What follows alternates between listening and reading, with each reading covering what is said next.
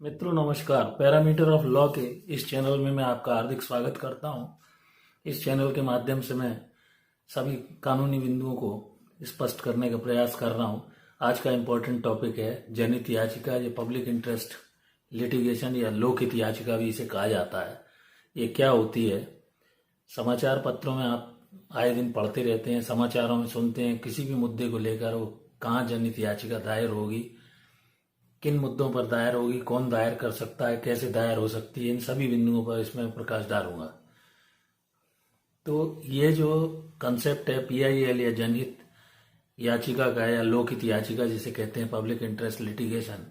ये माननीय सर्वोच्च न्यायालय के निर्णयों के द्वारा कंसेप्ट डेवलप हुआ है। जस्टिस पीएन भगवती के समय से ये कंसेप्ट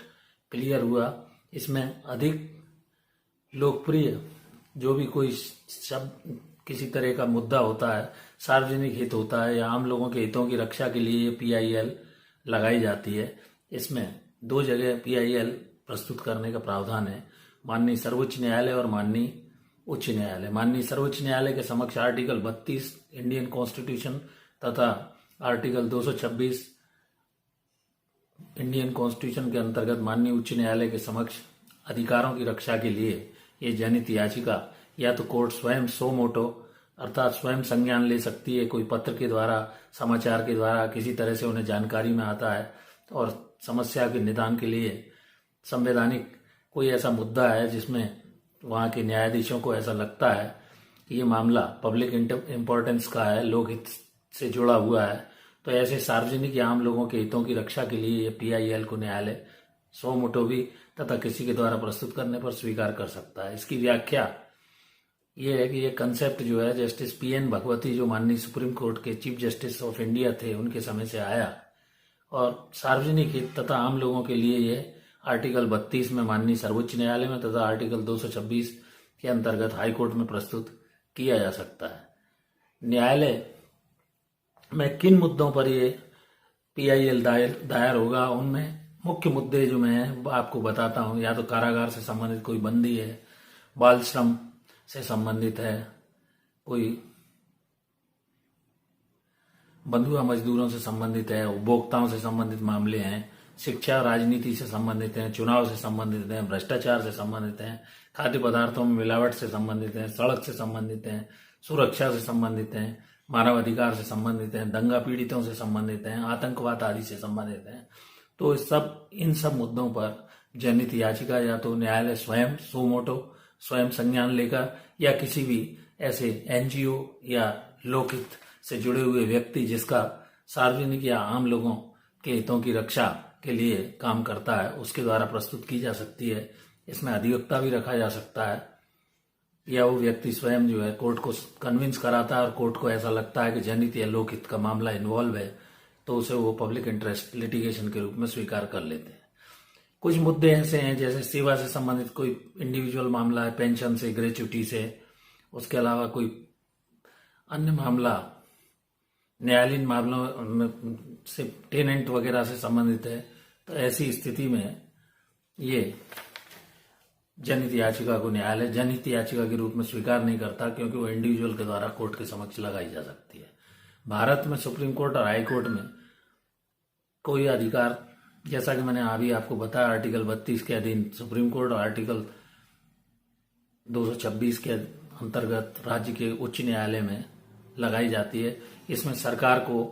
या जो भी संस्था है उसे ये निर्देश माननीय उच्च न्यायालय को देने की अधिकारिता है कि मौलिक अधिकारों की रक्षा की जाए। किसी भी व्यक्ति का फंडामेंटल राइट है, मौलिक अधिकार है, जैसा आर्टिकल 21 में दिया गया life and personal liberty of the person. तो सार्वजनिक मुद्दों की रक्षा के लिए सरकार को या जो भी इंस्टीट्यूशन है उसको ये कोर्ट डायरेक्शन देगी, निर्देश देगी। जैसे महिलाओं की सुरक्षा के लिए विशाखा वर्सेस राजस्थान राज्य में निर्देश दिए गए हैं, सड़क पर कोई एक्सीडेंट हो जाता है तो इसके बारे में दिशा निर्देश दिए गए हैं कि उसे तत्काल अस्पताल पहुंचाया जाए। इस तरह के कई मुद्दे जो सार्वजनिक मुद्दे के अंतर्गत आते हैं और जिसकी रक्षा सरकार नहीं कर पा रही है, इस प्रकार के डायरेक्शन माननीय उच्चतम न्यायालय और उच्च न्यायालय दोनों दे सकते हैं। सर्वोच्च न्यायालय में कोई भी व्यक्ति स्वयं मामला सार्वजनिक से संबंधित हो या एनजीओ उसके द्वारा ये जनहित याचिका प्रस्तुत की जा सकती है। व्यक्तिगत उसका हित तो इन्वॉल्व नहीं होना चाहिए, लोकहित होना चाहिए। जांच करेगी वो न्यायालय पहले, अगर खुद संतुष्ट हो जाती है न्यायालय इस बात से कि इसमें मामला मेरिट पर सुनवाई योग्य है, तो वो उसको पीआईएल के रूप में ट्रीट करेगी और इसमें समुदाय या सोसाइटी भी लगा सकती है। पोस्ट कार्ड या पत्र के द्वारा राज्य के उच्च न्यायालय के चीफ जस्टिस या उच्चतम न्यायालय के माननीय चीफ जस्टिस ऑफ इंडिया को भी कि कोई ऐसी समस्या है जो लोकहित का प्रश्न जिसमें इन्वॉल्व है, निजी संस्थाओं के खिलाफ भी लगाई जा सकती है, पीआईएल लगाई जा सकती है। न्यायालय में स्वयं या वकील के माध्यम से इसमें पैरवी करवानी होगी। इसमें एक सिक्योरिटी अमाउंट कुछ नॉमिनल से जमा होता है और सुप्रीम कोर्ट में इस पिटीशन की 5 कॉपी प्रस्तुत करनी होती है, जबकि हाई कोर्ट में 2 कॉपी प्रस्तुत करनी होती है, दायर हो जाती है। दायर होने के बाद वो पंजीबद्ध होगी। अगर न्यायालय को ऐसा पब्लिक इंटरेस्ट का कोई मामला लोकहित से जुड़ा हुआ लगता है तो न्यायालय नोटिस देकर सुनवाई करेगा और उसको मेरिट पर सुनकर उस मामले में गवर्नमेंट के खिलाफ या जो भी संस्था जिसके खिलाफ ये लगाया गया है, चाहे वो मानव अधिकार संस्था हो, लोकहित की, भ्रष्टाचार से संबंधित है, राज्य शासन है, केंद्र शासन है, जो भी है, उपभोक्ता से संबंधित है, बंधुओं मजदूरों से संबंधित है, पदार्थों में मिलावट, सड़क सुरक्षा से संबंधित है, दंगा पीड़ित आतंकवाद से संबंधित है, तो इसमें कुछ डायरेक्शन दिए जाते हैं। और देश में लंबित मामलों को देखते हुए पीआईएल में थोड़ा छानबीन इसलिए माननीय न्यायालयों द्वारा की जाती है कि bulk of cases, huge backlog इकट्ठा हो गया है, सरल एवं सुखमय लोगों का जीवन हो, इस उद्देश्य से जनहित याचिका लगाई जाती है और गरीबों के लिए वर्तमान में वरदान के रूप में माननीय उच्च न्यायालय, उच्चतम न्यायालय द्वारा दिए गए निर्णयों के प्रकाश में सिद्ध हुई है। इसमें कई ऐसे इंपॉर्टेंट डिसीजन, चाहे वो पॉल्यूशन से संबंधित हो, मानव अधिकार से संबंधित हो, आतंकवाद से संबंधित हो, नक्सलवाद से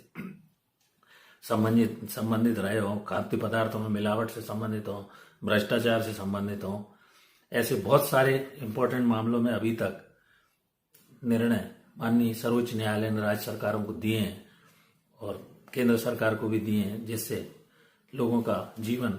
सुखमय हो, सरल हो और गरीबों के लिए तो ये कई मामलों में अत्यंत वरदान के रूप में,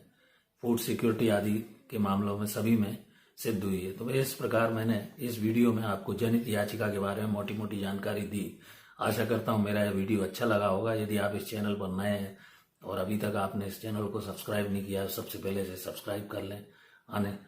वाले जो भी नए नए वीडियो और कानूनी जानकारी मैं इस चैनल के माध्यम से दे रहा हूँ वो आप जाने ये मेरा इस चैनल का उद्देश्य है। और यदि वीडियो अच्छा लगे तो लाइक शेयर अवश्य करें। Thank you for watching this video.